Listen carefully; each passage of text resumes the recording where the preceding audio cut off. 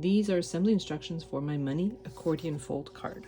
I've cut 4 of my card base pieces, and there's a 5th one in the file, just in case you need more pages for more money. I'm starting at the page that has an angular top, and I'm folding down on the score lines for that top piece, and I'm folding that flap in both directions.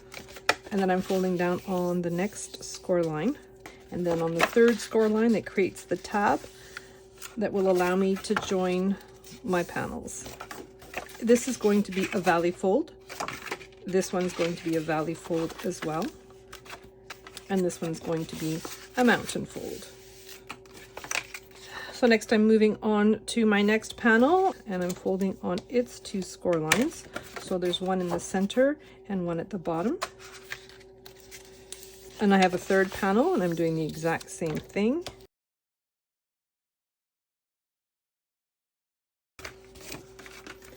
And then I have my 4th panel. So my 4th panel has spots for the money on top and a solid panel at the bottom. And I'm just folding down on the center score line for it. So next I have these cutouts in the center of my panels, and I have cut out some images. Now I've used print and cut to do this. The material I've used is printable vinyl because I like how vibrant the colors are when you use printable vinyl. So I'm matching up the offset, and then I'm carefully peeling off my vinyl, and I'm adhering it, trying to keep an even border around the perimeter where the cutout is, like so. So I have another one on the bottom of this panel. Sometimes you're going to find little bits that haven't quite cut properly, or they're just hanging on by a thread. You want to discard them. So just like the previous image, I'm trying to place this so that there's an even border all the way around the part that's cut out. I'm going to do the exact same thing for the 2 other panels. So now that I've decorated my panels, I'm taking a piece that has that angled end, and I've cut a piece of pattern cardstock to decorate it. I'm just putting glue on the underside of that piece and then trying to center it as best I can to glue it down. Then I'm going to take another one of my panels, and then I'm putting glue on the tab that's at the bottom of my longer piece. I'm gluing the top of my panel right to the score line of my tab. The edges are nice and even, and the top of my next panel is right at the score line on that tab. And there's a tab at the bottom of that panel. I'm putting glue all over that tab, and then taking my 3rd decorated panel and adhering the top edge of it to the score line on my tab. Next I have my final panel, and I'm putting glue on the next tab, and then gluing my final panel to the bottom. And then for the bottom panel, I have some pattern cardstock. So my sentiment is on a foil poster board base, and I have some 80-pound cardstock with some white vinyl for my Merry Christmas sentiment. So I'm just going to glue all of this down. Next I'm gluing my sentiment on my pattern cardstock panel. I'm going to try to center it as best I can.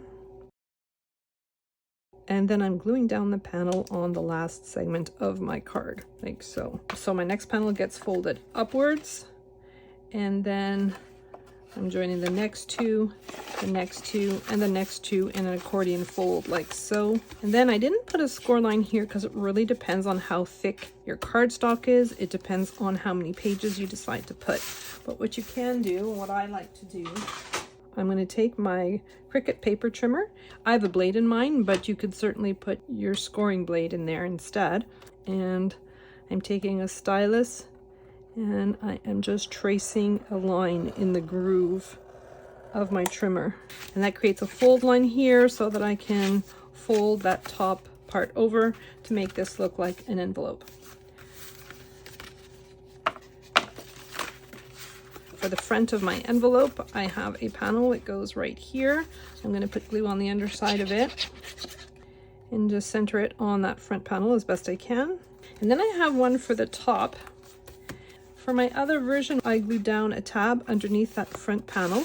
So if you're using the tab now, you could glue the tab down either on top or underneath to create a closure. And I put a Velcro dot to keep everything closed, but you still have that accordion fold on the bottom. What I decided to do for this one, I'm taking that flap at the top, I'm finding the center of my envelope, and I'm putting a tick mark there. And then I'm flipping my envelope over. I'm finding at the bottom of it, so just beyond that little cutout, I'm putting a tick mark there too. I'm taking some red line tape and I am centering a piece of red line tape about 1/4 of an inch from the edge of my card over that little pencil mark that I made at the back of the card. And I'm going to flip my piece over. I'm going to do the same thing on that flap at the front. And then I'm taking some very thin ribbon. I'm cutting it at about 7 inches. And then I'm removing the liner on my red line tape, and I'm taking one of my pieces of ribbon, centering it on my red line tape, and then I'm adhering another layer of red line tape right on top. I'm going to flip my piece over, and I'm doing that at the back as well. I'm positioning my ribbon and then covering it with some red line tape. So next I have my piece for the top. I'm removing the liner on my red line tape, and I'm putting glue on the underside of my decorative layer. Now this is Cricut's Value cardstock, and I basically chose it because of its color. I thought it went well with the rest of my card. And I'm just positioning this on top. And then I'm going to flip my card over. I'm removing the liner on my red line tape on the back of it as well. And I have a panel that fits over, but I'm being very careful not to put any glue anywhere where the bills need to poke through. I'm putting glue on this top part here, and then I'm covering the perimeter of my decorative panel. And then I'm just gluing that down. And right away I'm going to open up my card and make sure that none of these corners are affected by the glue.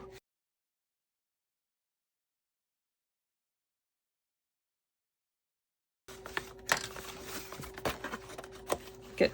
And for this version, I'm just going to tie a bow with my ribbon, and it'll keep everything nice and sealed.